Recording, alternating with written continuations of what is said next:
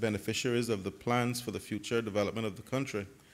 And whereas there are very few mechanisms in place to inform our development strategies and policies from the point of view of our social development needs. And whereas the last significant social study conducted across the Cayman Islands, the Yolanda Ford report, was completed in 2006, be it therefore resolved that the government considers commissioning an independent study of the factors affecting the social mobility of Caymanians in the Cayman Islands, with a view to using this information to inform government policy, to identify and recommend treatment of the root causes of social and economic divisions and other related issues, and to assist in developing the country in a manner which promotes, protects, and empowers Caymanians, taking into special consideration the social needs of the Caymanian people. Is there a seconder? The member for Savannah. Mr. Speaker, in the absence of the Honorable Leader of the Opposition, I second the motion.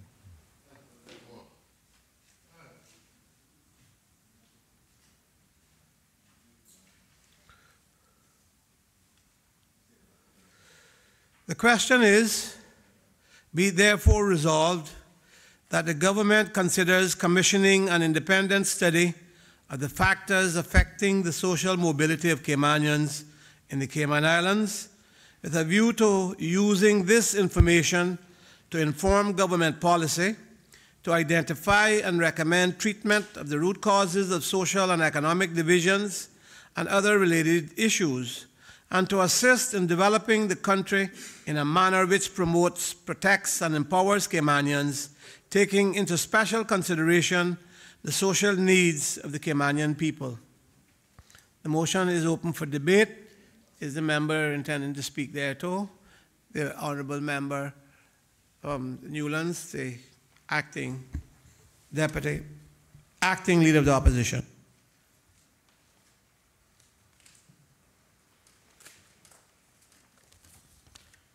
Thank you, Mr. Speaker.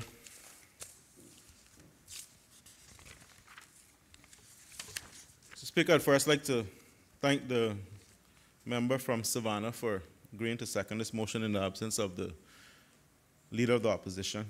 And I also want to acknowledge his support and agreeing to second this motion as well. Mr. Speaker, we've gotten off today on I think a very refreshing, good start. And there's been a spirit of cooperation in this Honorable House that I am proud to be a part of. I always say that a lot of people don't know what happens behind the scenes sometimes in this legislature, but it's not all fire and brimstone and war.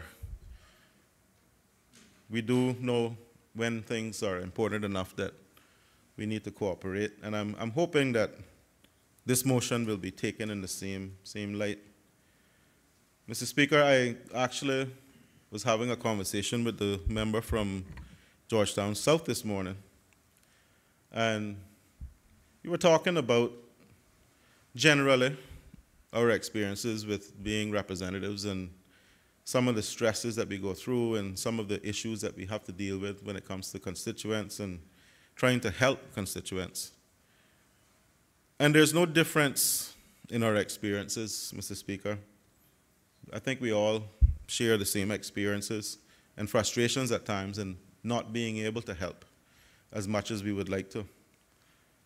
But we also, I think, recognize that there are some root causes to some of the issues faced by constituents that we wish we could do more about as well. Mr. Speaker, I've had those similar conversations with members of this House who have been here much longer than myself, including you, the member from Savannah, the member from East End, the Leader of the Opposition, the Premier, Deputy Premier, Minister of Education. All of us have, the newer members have come in here, and we often joke about how politics changes you physically, makes you a little bit more tired.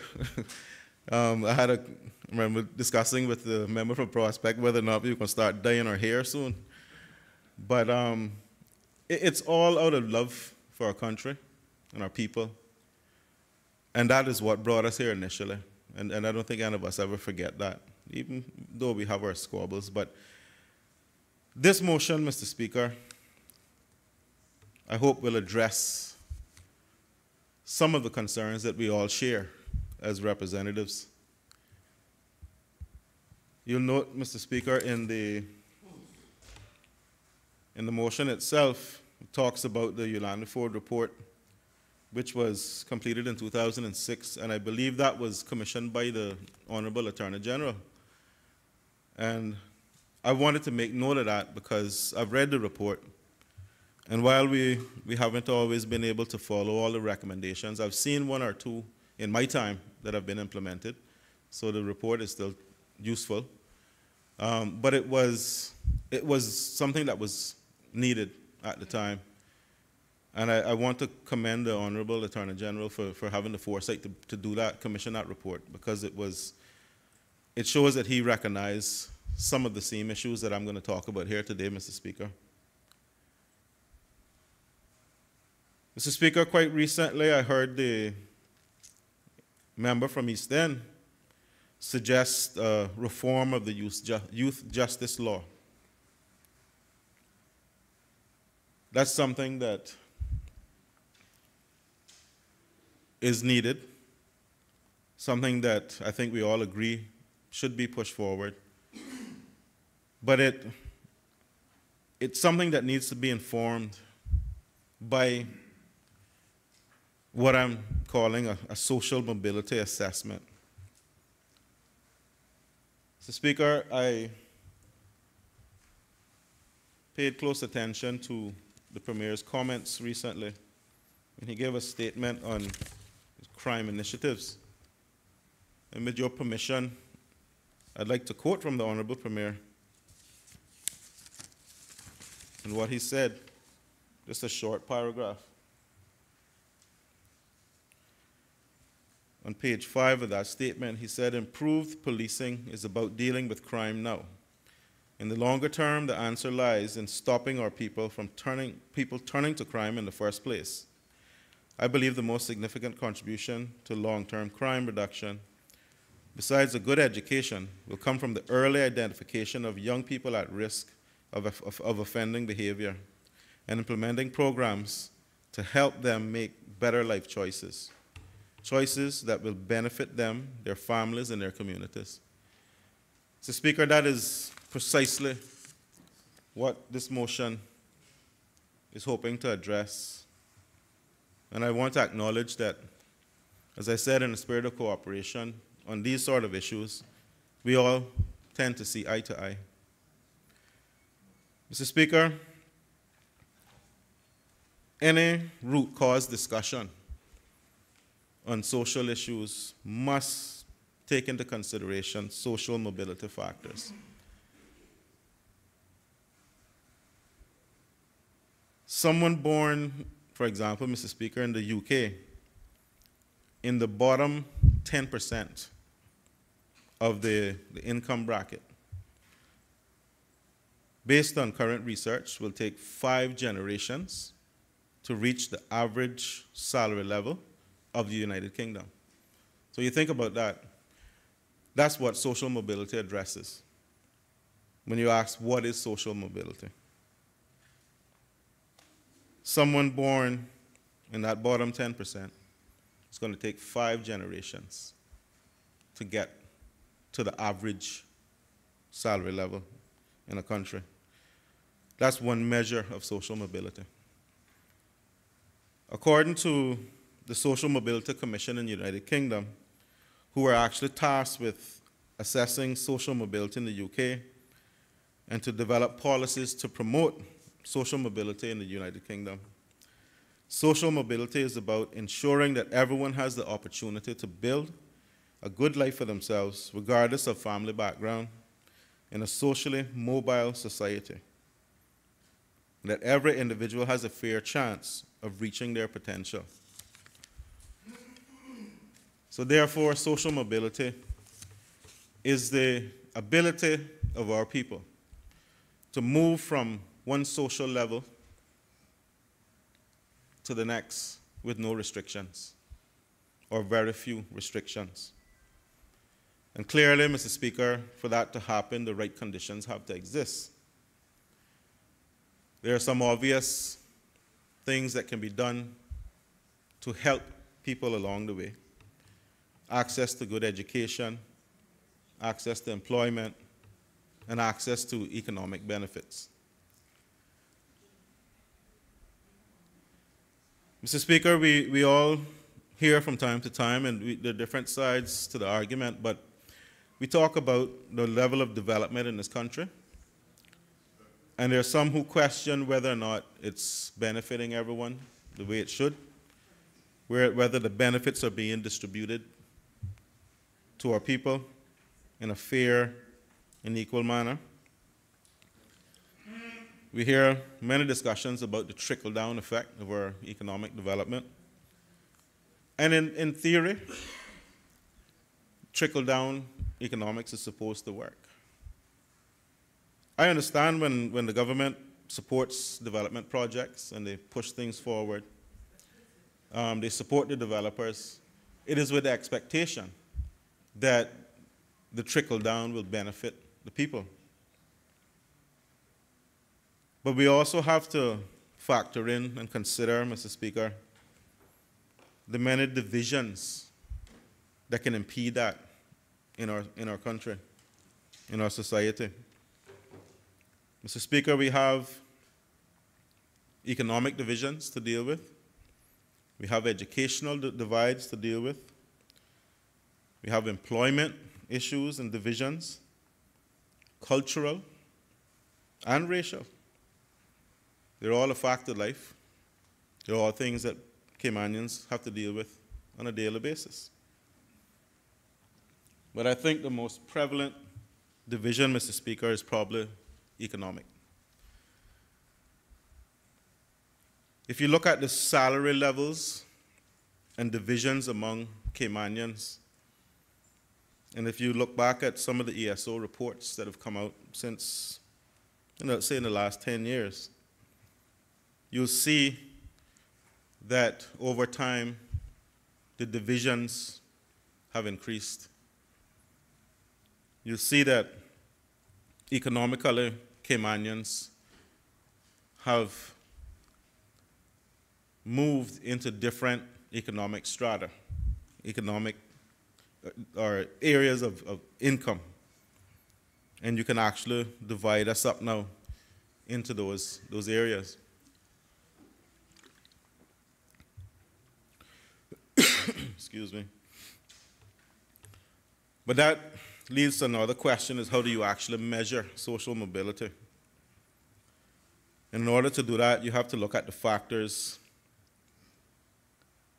that impact those who are disadvantaged from their early years through primary, tertiary, secondary, young adult,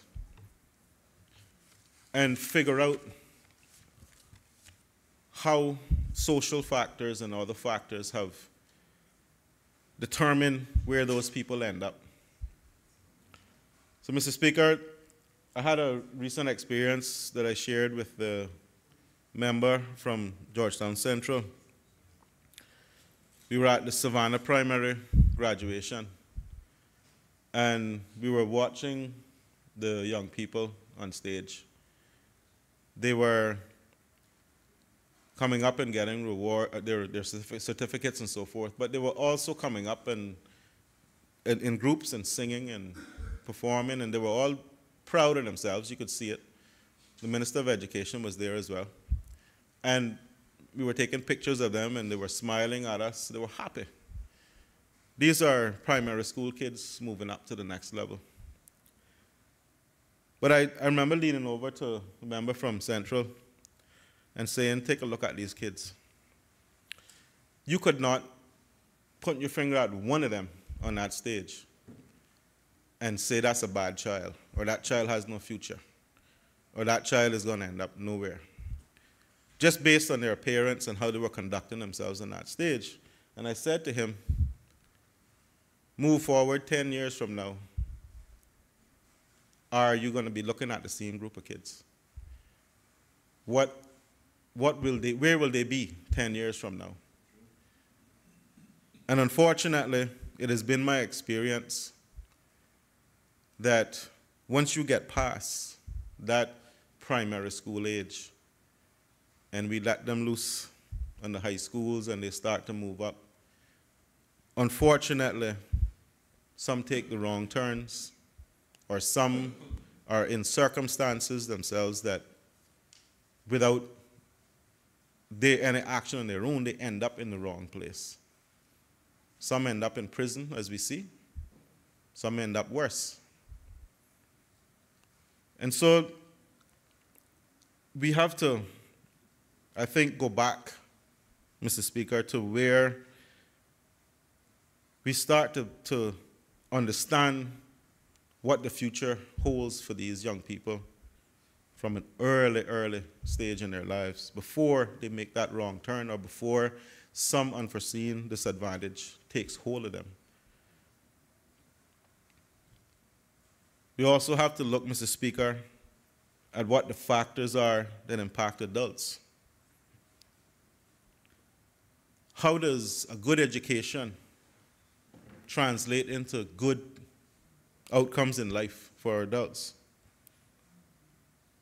Speaker, there have been many arguments, especially in the political arena, addressing or talking about cheap labor and its effect on this country, access to employment for our people, discrimination, criminality, Mr. Speaker. There are many factors that lead our Caymanians to a life of crime. Do we understand, and I know this is what the Honorable Attorney General was trying to determine when he commissioned the report, what are the factors that lead people to turn to crime? Mr. Speaker, it's scary when you consider just looking at the makeup of Northwood Prison. The information I have is a little bit dated, but I'm sure that the makeup hasn't changed significantly. Around about 80% of our prison population of men are between the age of 20 and 50.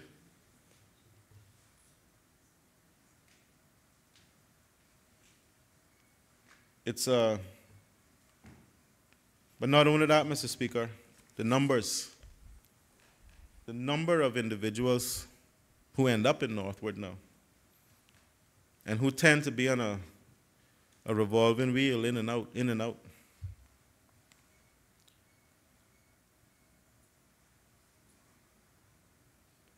I noted, sadly, recently, Mr. Speaker, that a lot of our young men, only opportunity to learn a trade is when they get to Northwood. I'm glad that the prison offers training, technical training. But we need to ensure that that is not where we send our people to get educated or to get trained, because they still come out with that attachment on them that they've been to Northwood, Mr. Speaker. Speaker, I don't need to spend a lot of time talking about the rate of crime, criminality, burglaries, violent robberies at times, gang violence, theft, corruption that we've seen take hold in these three islands. We all see it on a daily basis, Mr. Speaker. And that's why I said that I'm hoping today that this motion will be considered something useful that the government can use or the recommendations of this motion, something that the government can use to address these concerns. Because I support the notion of developing this country, Mr. Speaker. Development is good. In my opinion, it has to be controlled and carefully planned. But, Mr. Speaker, it's inevitable that as the development of the country continues, we're going to continue to see a widening of the gap between the haves and the have-nots if we don't address the root causes of some of these impediments to our social mobility. I used to subscribe to the notion that a rising tide will float all ships. But what I've seen as a representative, while in theory I know it will work, in reality there's something more going on.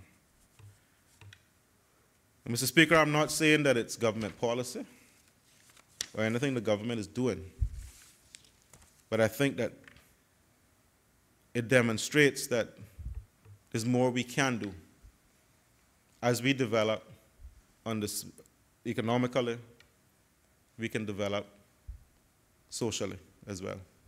And we need to put the effort in equally as we develop. We're no longer experiencing the good old days when the Cayman Islands were in a development boom. Everybody had work. Mr. Speaker, I remember when I came out of high school, I had my choice of 2 scholarships, private scholarships, 2 jobs, promises of jobs when I came back. That's not the reality for most young Caymanians nowadays.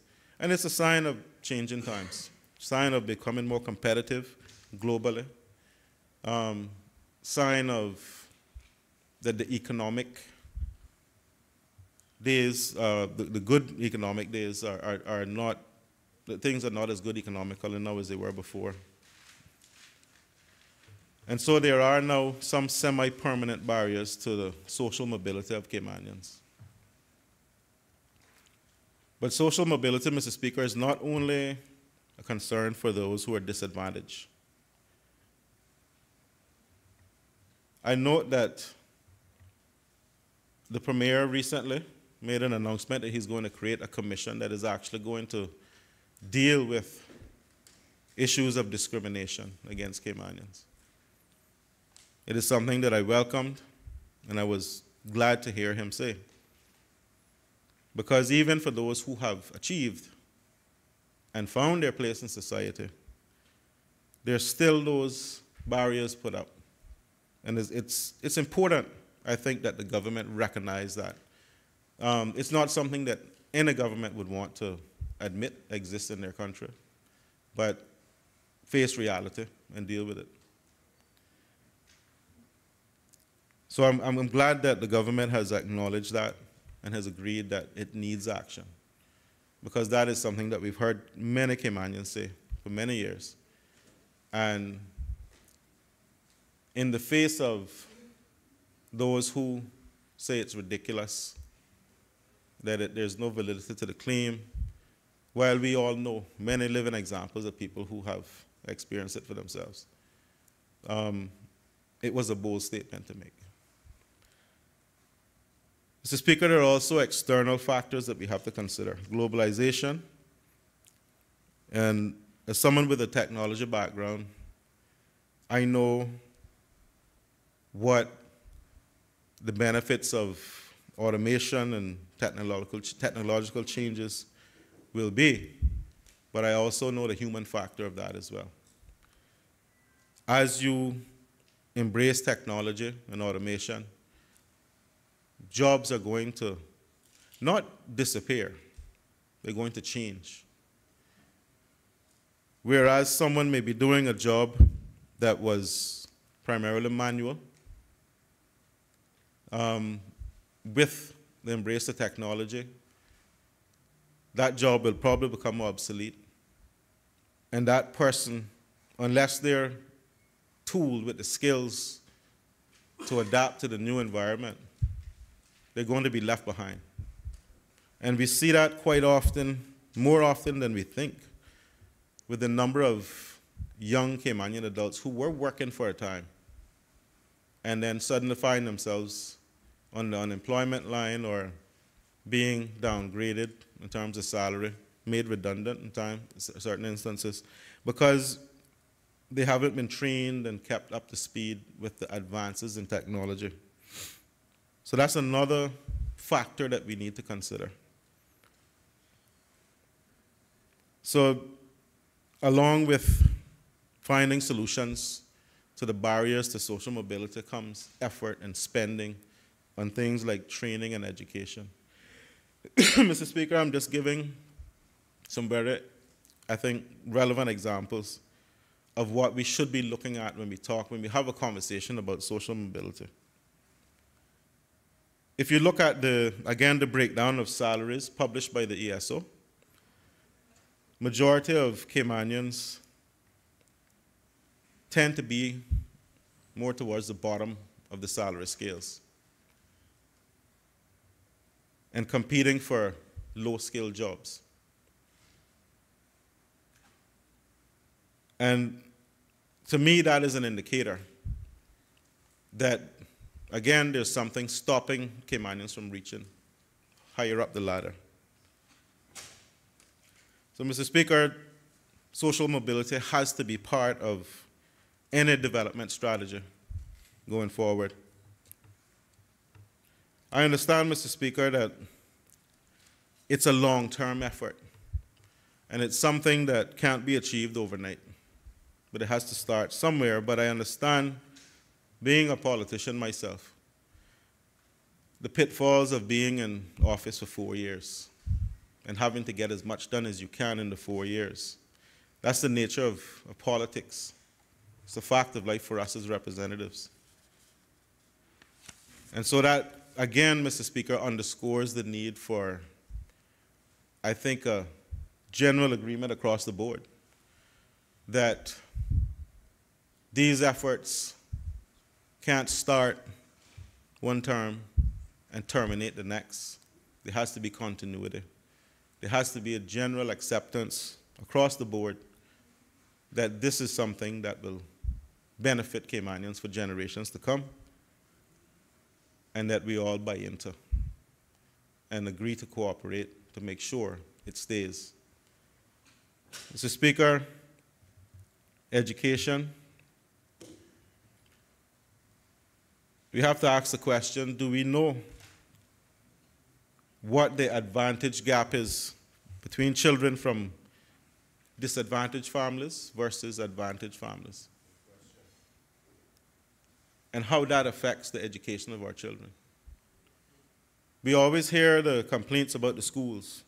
The schools are this, the schools are that.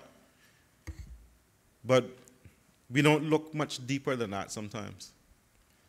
And I think we need to look into the family unit, the environment that the children come from, what sort of parenting they're getting. And again, it's a tough subject to deal with, because especially us who go out every 4 years looking for support from families and votes, we don't want to come across as being too hard on the people we're asking for support from, and maybe pointing out some of their failings. But unless we take a realistic approach to this, we're only slapping Band-Aids on problems, and the wounds are festering underneath. I know through my experience, Mr. Speaker, that there are many families throughout these Cayman Islands that I wouldn't consider stable family units. I'm not blaming anyone, including the parents who live in those homes, but they have also been subjected to certain social conditions that make their lives difficult. Mr. Speaker, economic restrictions play a huge role in what we can do for our children, giving them educational advantages and so on. And social mobility looks into why it is that a child from an underprivileged family who could be the brightest child in the world would remain locked in to that economic strata despite having gotten their free education, despite having been a good achiever. But because they're from a certain social segment of society, an economic segment, they just haven't been able to break out of it. Some do, but many don't. And there's a correlation between the economic circumstances of your parents and what yours will eventually become. I think it's our job, Mr. Speaker, to find the underlying causes of that and break them. Break those children out of those restrictions. It can be done, but we have to pay more attention to it. Mr. Speaker, as I said, I'm not here to beat up on this administration or the previous one or any other administration. I've seen efforts being made. We have Ready to Work. We have the construction training program, hospitality school. We have UCCI. But what we need to do, Mr. Speaker, is devise a strategy that connects all of that to removing social barriers for our people. Mr. Speaker, we have an at-risk segment of our young people that are crying out for attention. Member from Georgetown South and I discussed that as well this morning. We have a youth services unit who's supposed to be focused on these young people and who have highlighted the need for an enhanced level of at-risk youth intervention.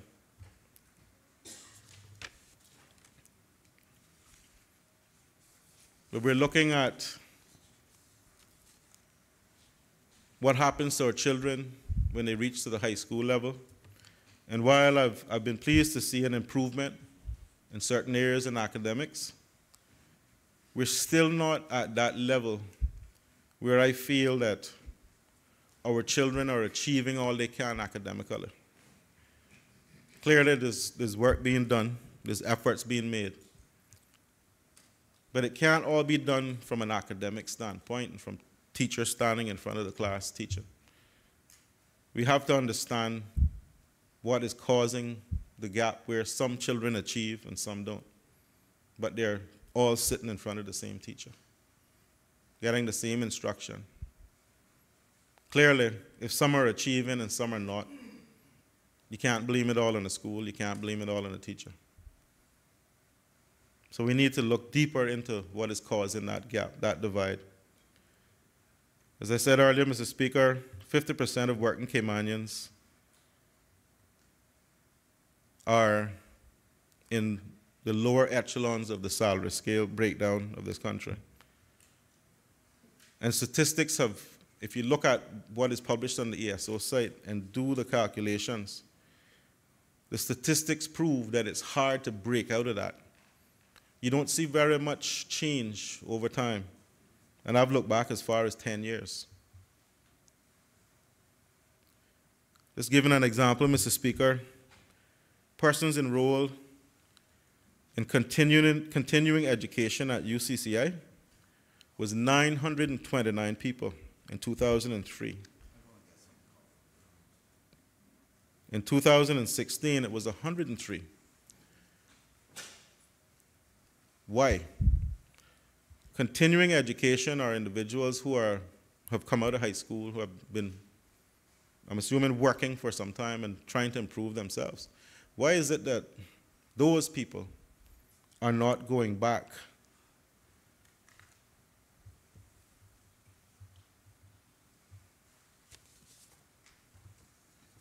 And then you look at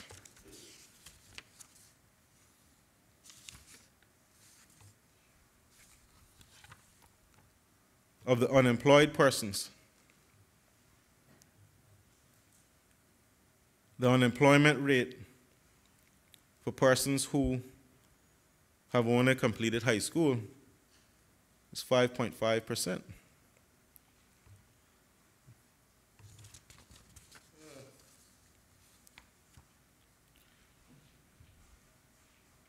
But when you look at, and that is across the board, when you look at the unemployment rate for Caymanians who have only completed high school, it's 9.4%. So again, what is it? Is it that they don't have the time, they don't have the resources? Is it that they have children and they can't attend school at night?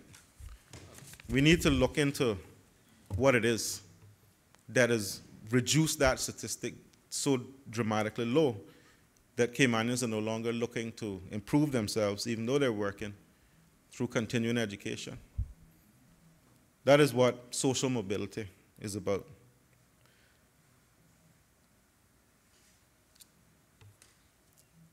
So, Speaker, I looked at the community services budget that was recently passed in this Honorable House.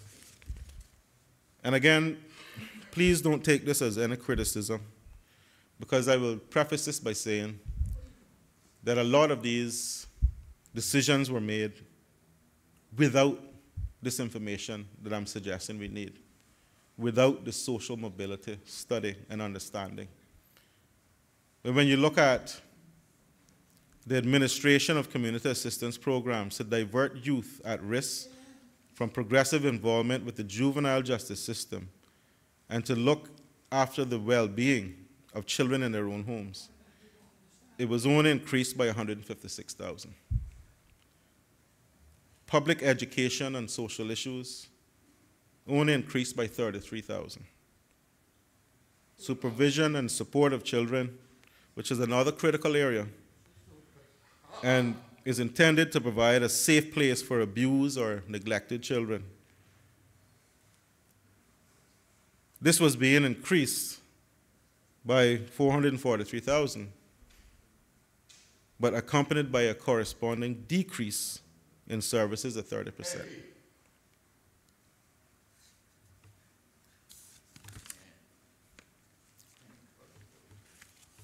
If you look at, Mr. Speaker, children and youth services.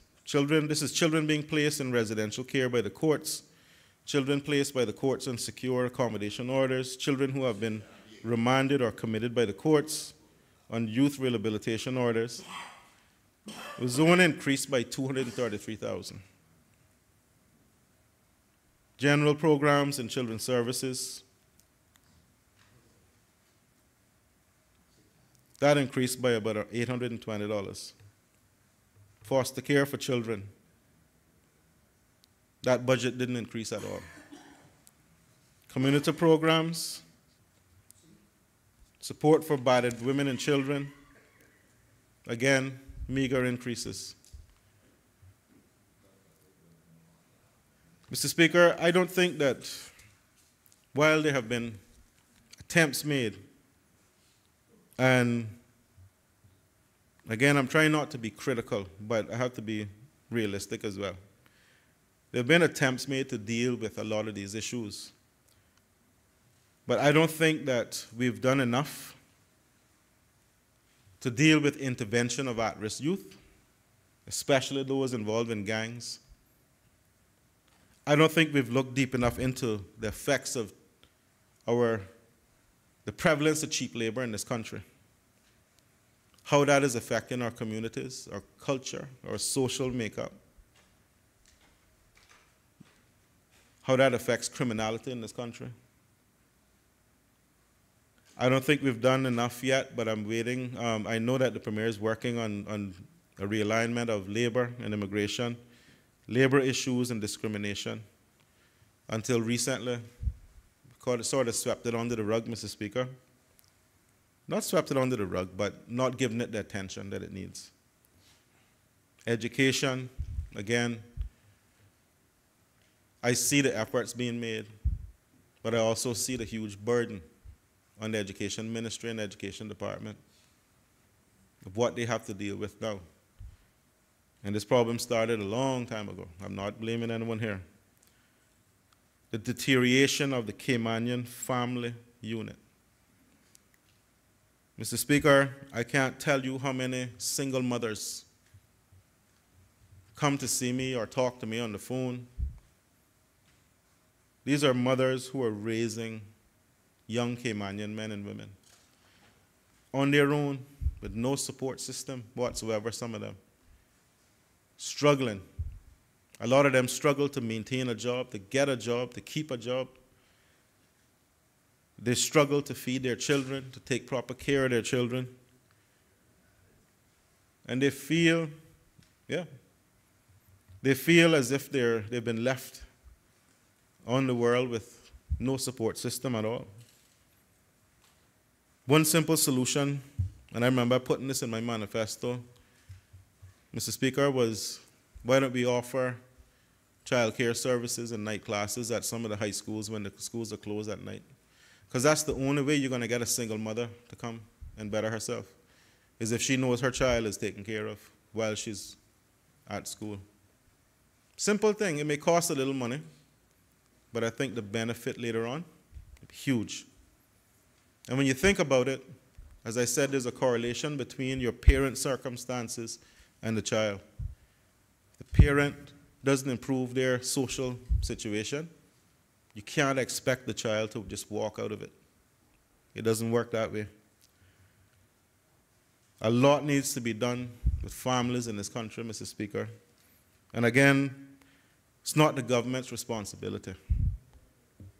But I think it's incumbent upon us to help and offer as much help as we can.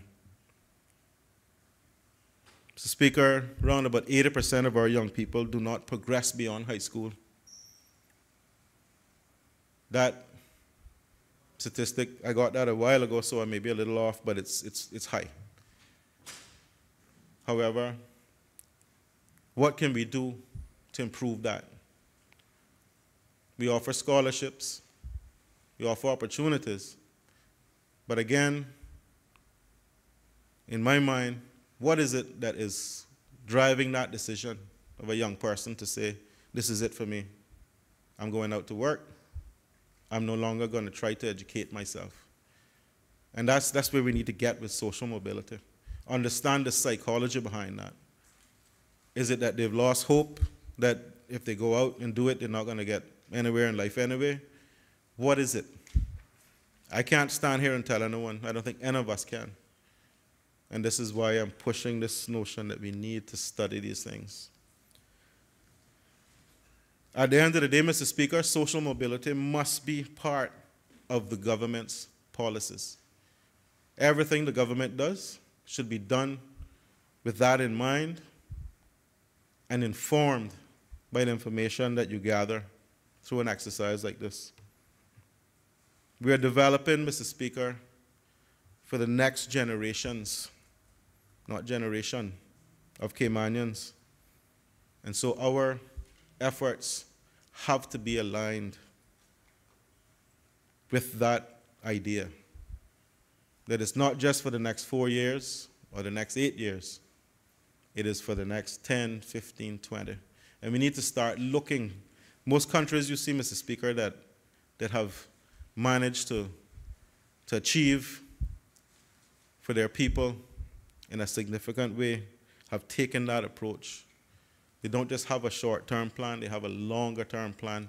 But most of those countries, when you look at them, you realize that they've paid very close attention to social concerns and social issues, not just development and economic. I'm not saying that we haven't, but I think we could do a lot more. Mr. Speaker, the long-term goal is for our people to be proud to be Caymanians and to live that Caymanian dream. I always said this, I said this to just about everybody that asked me why I went into politics. I don't expect to leave politics a wealthy man financially. Politics isn't the business for that. But I want to leave this country and the people better off than I found them. And that was my incentive. That was why I did this. I think that is why we all did this. I know everybody in here personally, Mr. Speaker, and I can't say that there's anybody here who doesn't care about the people in this country. So I'm offering this solution, Mr. Speaker. We all had manifestos. We all went out and talked to constituents, gathered information, found out what they were concerned about, what bothered them the most. So we know what the top issues are that our people are facing. And we put those things into our manifestos and said that we would deliver them. I can't directly deliver on a lot of the things in my manifesto because I am not on that side of this house, Mr. Speaker. However, I can deliver by contributing to the government's efforts in this way and asking them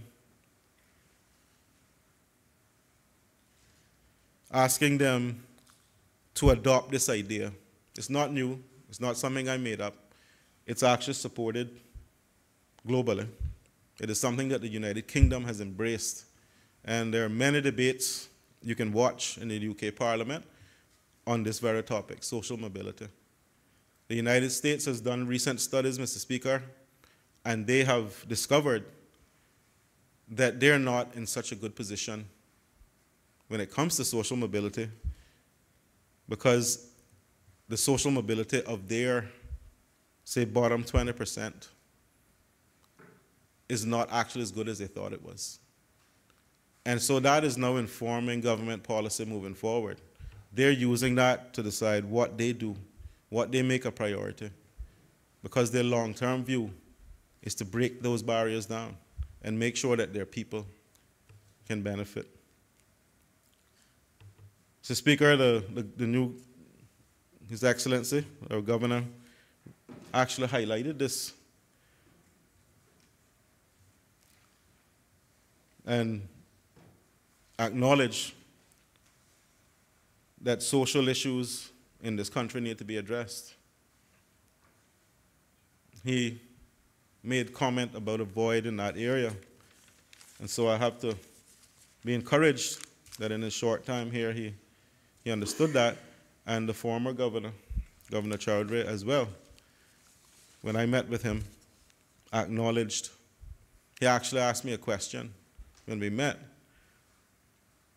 He said, "How can your people survive on these prices?"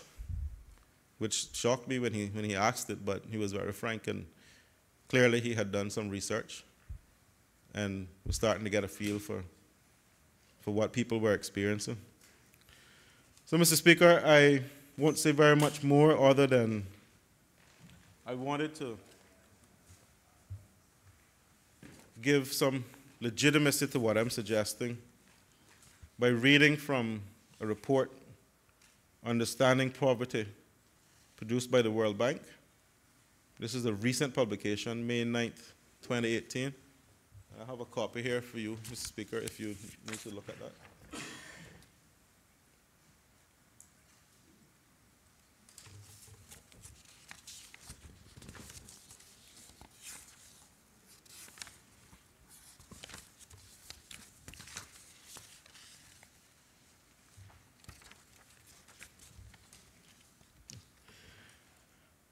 Starts off by saying greater economic mobility leads to faster economic growth and poverty reduction, said Roy van der Weide, an economist with the Development Economics Research Group at the World Bank and one of the authors of the report.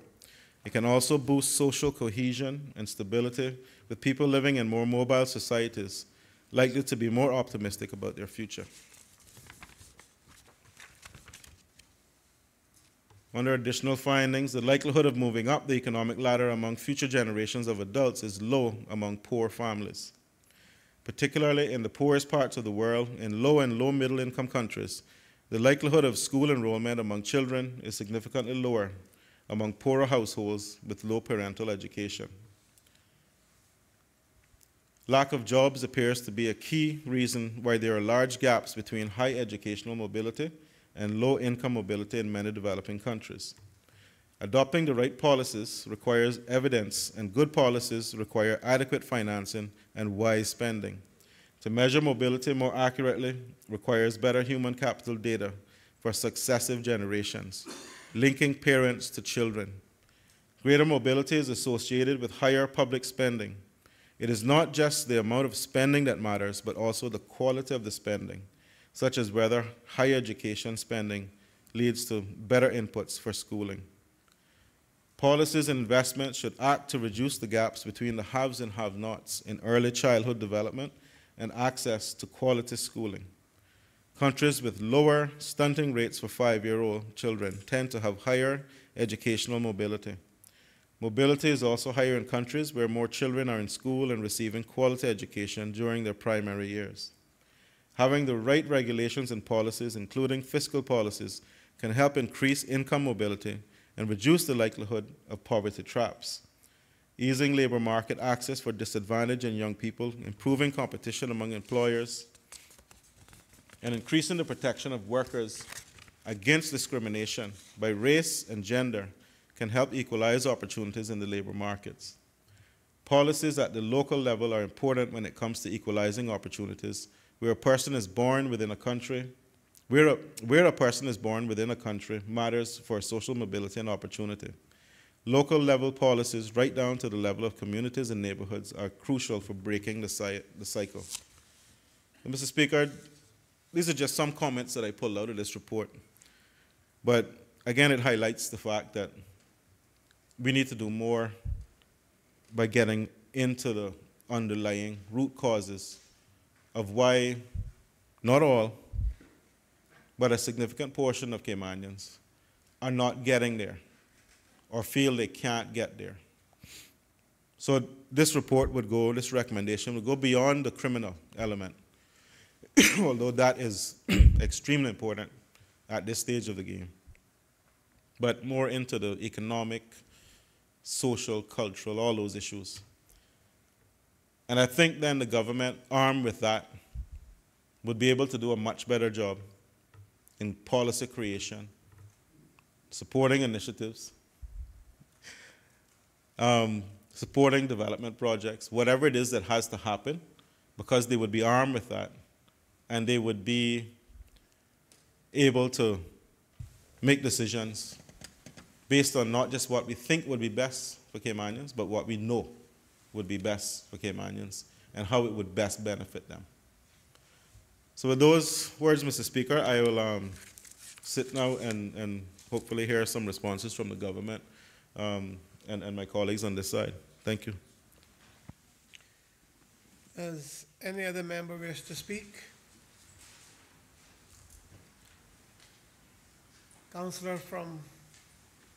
Member from Prospect? Councillors in the Premier's office. Thank you, Mr. Speaker.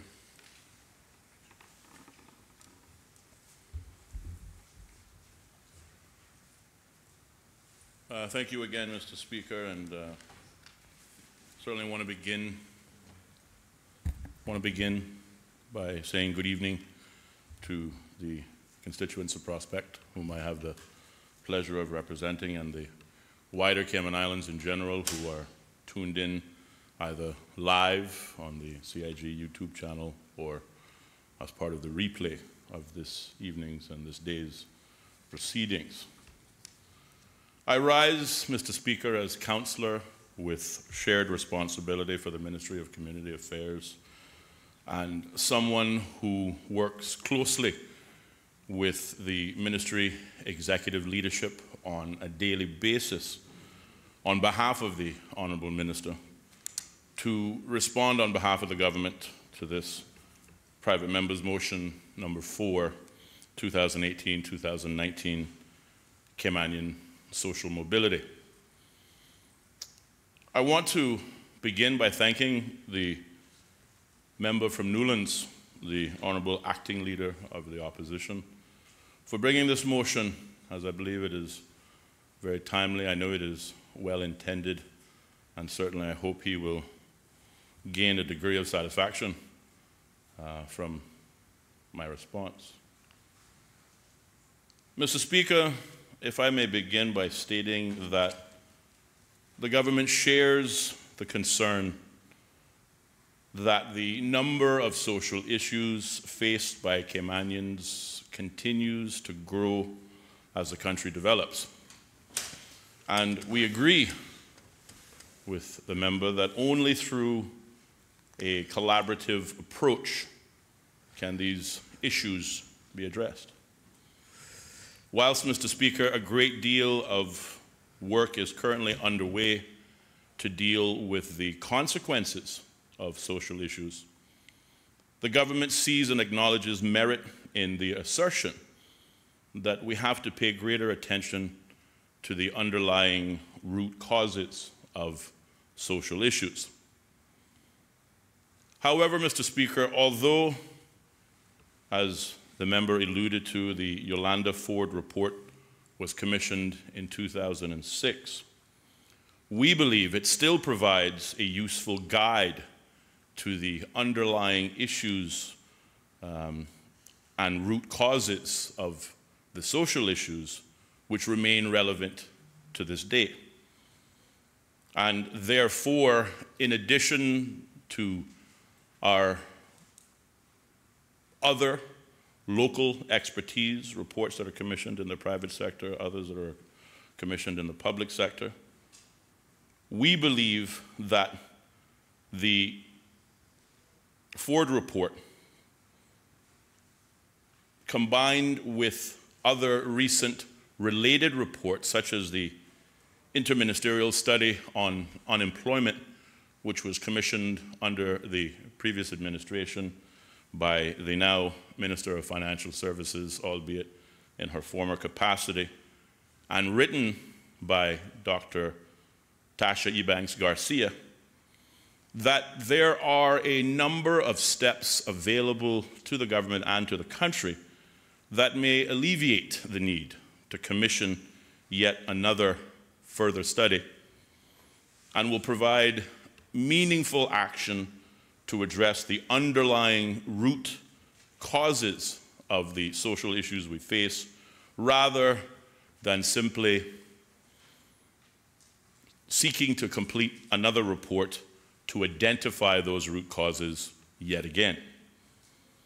Mr. Speaker, as members are undoubtedly aware, the principal departments of the Ministry of Community Affairs, Counseling Services, the Department of Children and Family Services, they essentially administer services to assist or treat the consequences of social issues, as opposed to addressing the underlying root causes of those social issues.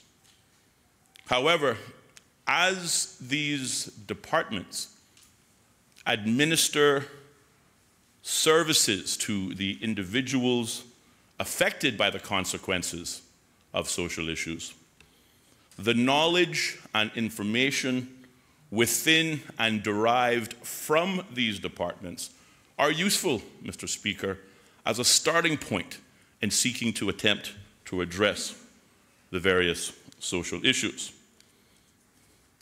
Furthermore, these entities will be moving towards a joint yet specialized approach, Mr. Speaker, to better understand the root causes of the social issues that we face today.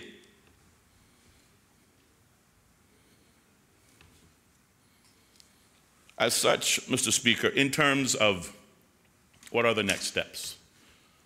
Well, the government has recently approved the formation of a working group within the Ministry of Community Affairs, the Needs Assessment Unit, and the Department of Children and Family Services to undertake preparation for updated financial assistance legislation and correspondingly enhancement of financial assistance operations. Now, we believe this pre-legislative work may serve to repeal the Poor Persons Relief Law 1997 revision, which the government believes is a law that is both out of date and no longer fit for purpose. But likewise, though some may consider it a minor point, we believe the name of that law is rather derogatory in and of itself and requires revision.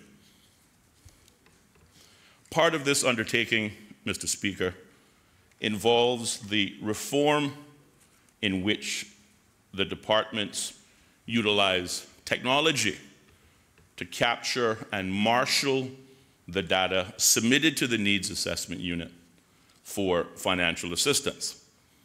And as the Auditor General pointed out in their Workforce Management of the Cayman Islands report, which was recently reviewed by the Public Accounts Committee, the government likewise agrees and believes that with improved statistical analysis, then the clients, both present and future, of the Needs Assessment Unit can be stratified or categorized into specific groups representing the various social issues in which are primarily affecting them, whether they be social, economic, health-related, etc.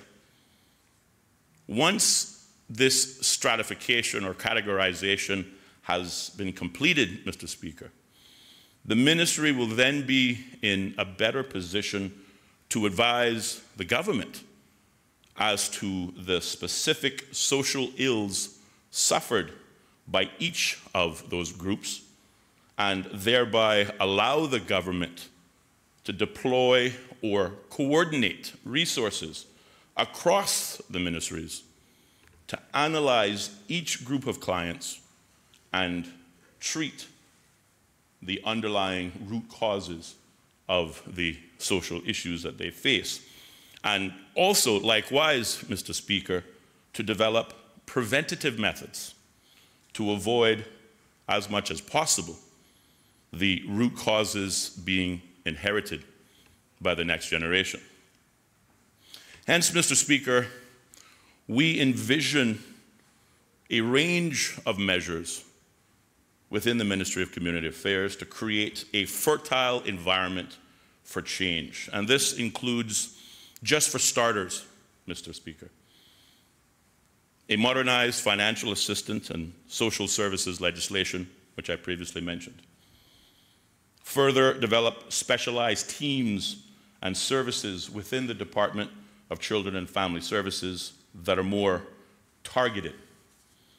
Now, in this respect, the member from Newlands mentioned salaries and education levels as being factors to consider when attempting to identify the underlying root causes of social issues. And while I agree with him, I disagree that we need or require an independent study in order to extract this useful information in the context of Caymanian mobility.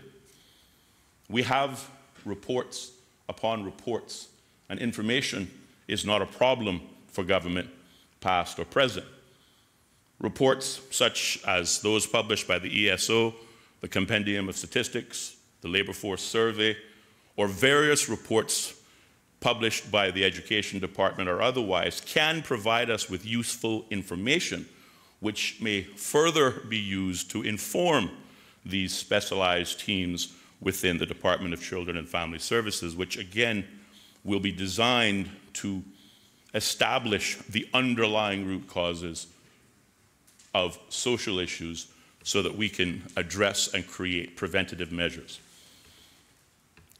Other changes will include the physical housing of related agencies that provide services that address the consequences of social issues by moving them to a single location in order to promote enhanced synergies as well as improved client conveniences, which I'm happy to announce or report has already commenced with the new Workforce Opportunities Residency Cayman, counseling services, and the Department of Children and Family Services preparing to move into Walker's House in downtown Georgetown in 2019, and consideration is presently underway to whether or not the Needs Assessment Unit and MASH, which is, of course, the multi-agency safeguarding hub, whether they should follow those three departments in 2020, thereby providing their services under a single roof. Other areas that the ministry is looking at is the potential realignment of certain subject areas among ministries for improving policy harmonization and organized actions, and of course, greater coordination and participation with nonprofits and charities, encouraging them to focus their resources in a more targeted fashion. Mr. Speaker, the government is therefore of the view that a further study is not required at this time, but to the contrary, we have sufficient information already available to us that will at least identify to us where to begin to address this problem. And again, from therein, we accept the merit of the mover's motion.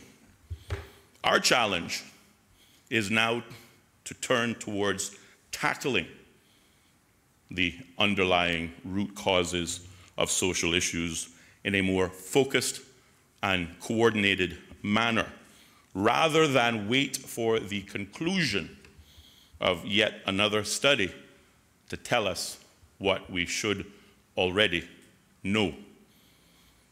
And as such, Mr. Speaker, it is for these reasons that the government cannot support the motion that calls for yet another study, but instead, it's time for us to get on with it, and, well, we are.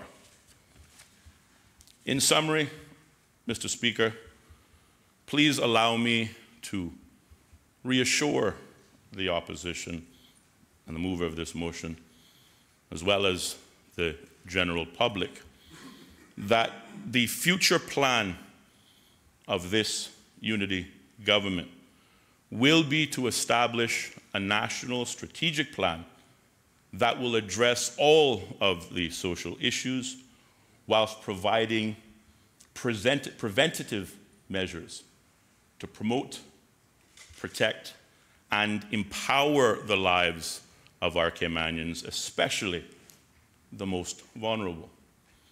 And this isn't new, or this isn't news, Mr. Speaker, because my comments here this afternoon closely mimic the strategy rolled out by the Honourable Premier on behalf of the Unity Government in its strategic policy statement in August 2017, whereby we laid out our 8 strategic goals. However, Mr. Speaker, it is important to understand and to agree as leaders that this effort will require not only adequate funding, but proper planning and the full cooperation by everyone. Not just the Ministry of Community Affairs, but across all ministries, and even across the aisle of this honourable House, spreading as far as wide as into the private sector in partnership. Mr. Speaker, if you will allow me the opportunity to close as the member of Bordentown West did from Scripture. Hebrews 6, verse 11 says, "We want each of you to show the same diligence to the very end, so that what you hope for may be realized."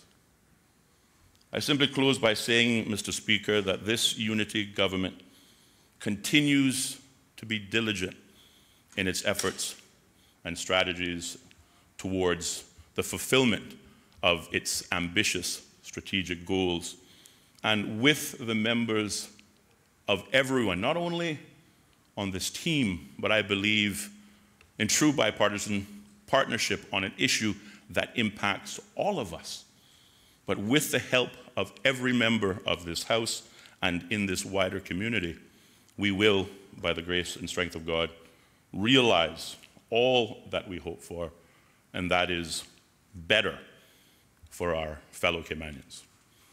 Thank you, Mr. Speaker.